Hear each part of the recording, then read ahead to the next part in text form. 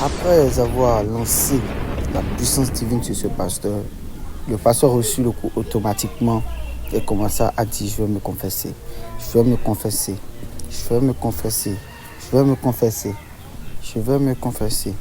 Il s'agenouilla et demanda pardon, commença à s'excuser.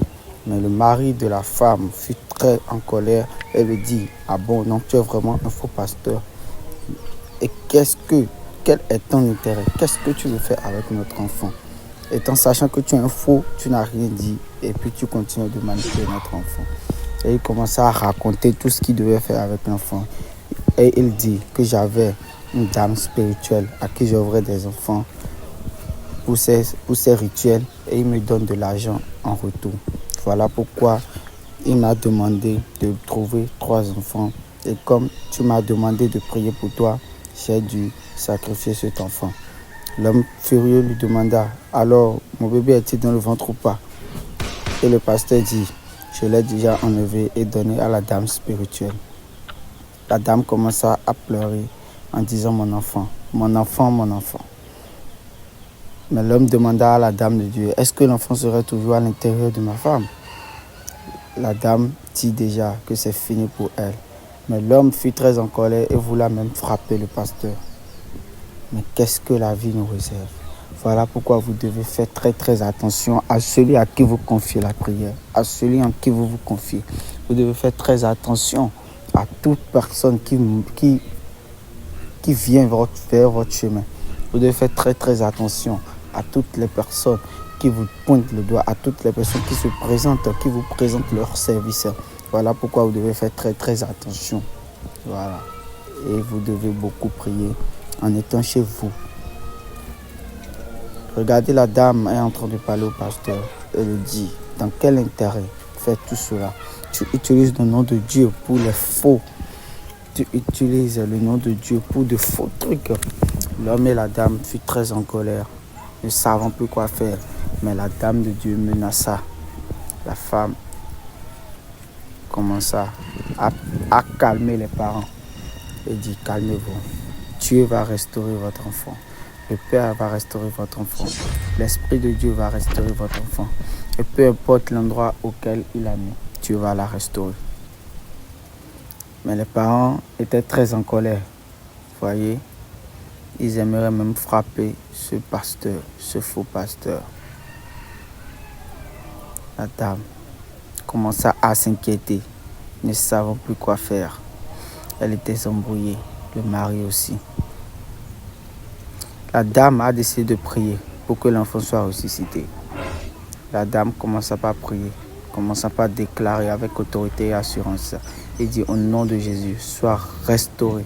Au nom de Jésus, sois restauré automatiquement. La dame sentit la présence de son enfant dans son ventre. Elle sentit que le bébé était là.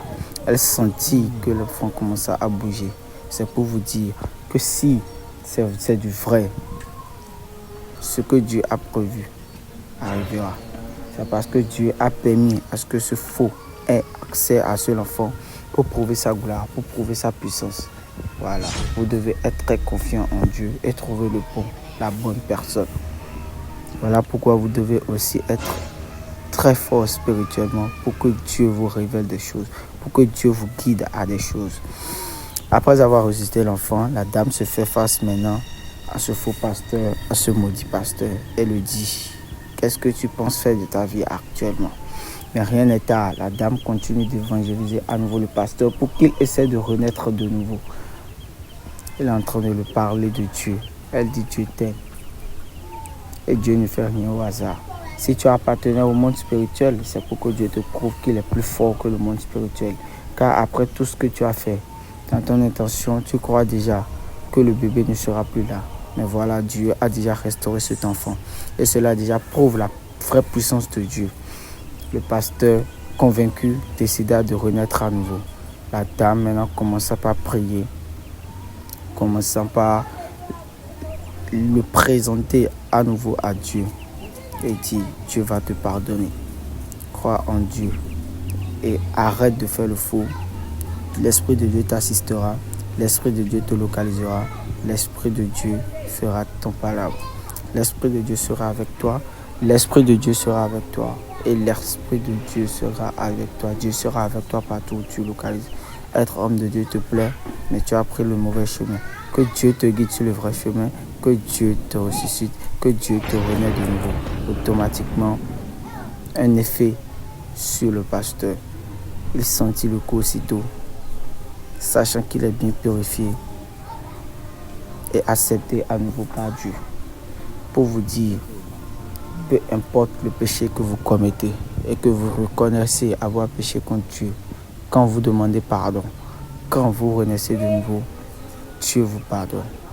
Abonne-toi, like cette vidéo pour plus de contenu. N'oubliez pas d'activer la cloche de notification. Merci de partager cette vidéo et de la commenter.